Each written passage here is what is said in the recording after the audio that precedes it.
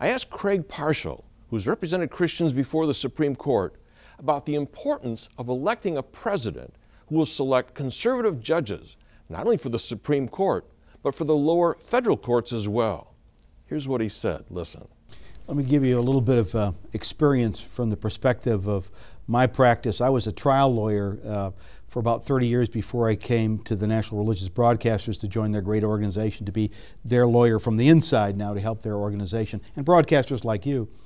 When you're in front of a jury as a trial lawyer, you want a jury that's really going to listen to your evidence. And so you have something called voir dire, where you pick a jury and you ask them questions. Mr. Jones, Mrs. Brown, how do you feel about my client? How do you feel about the case? Would you be objective and neutral about the outcome until you hear all the evidence come in? Well, selecting judges is pretty much the same thing. When you're picking a jury as a trial lawyer, you don't always base your decision on what they tell you.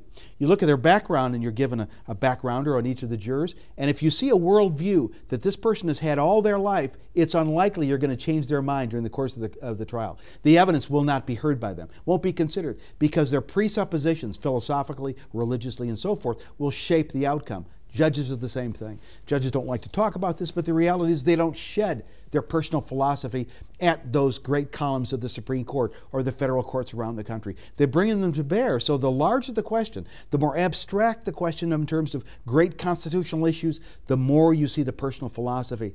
I want a judge who's going to be hedged in by a philosophy that says, I will judge the Constitution based on the text of the words and the founders' intentions and nothing else. What you find, unfortunately, as in California, the state Supreme judges there rendered a decision that reads more like a sociology textbook or the ramblings of a social scientist than it does of a judge bound by the facts and by the law.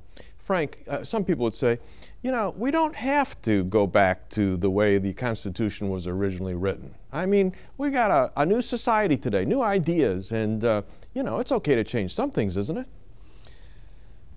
You know, that's a popular notion, but when you're talking about law, the idea that law is something that changes based on who's in power turns governing into a totally power politics game.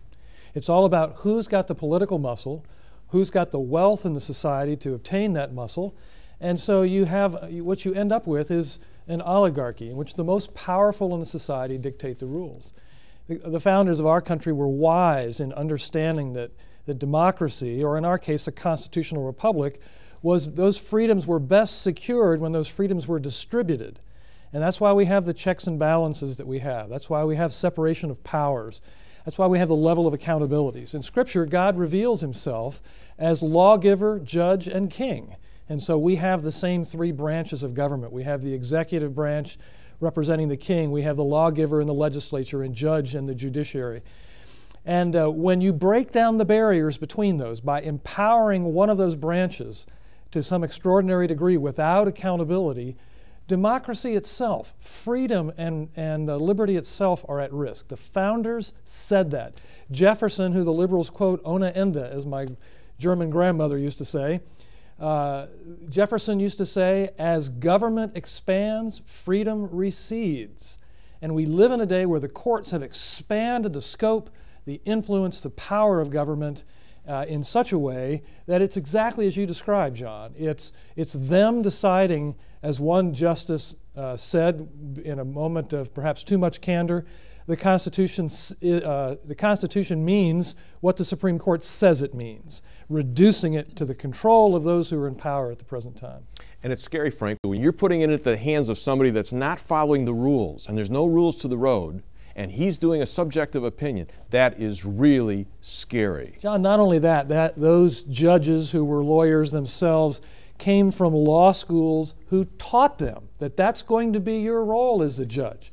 You're going to be evolving the structure of our law to fit the times, and that's your more important role, not judging an individual case, but making the law work for the culture at large. That's a recipe for disaster, and in the case of the family, the changes that these judicial activists want to make will be just that, a disaster.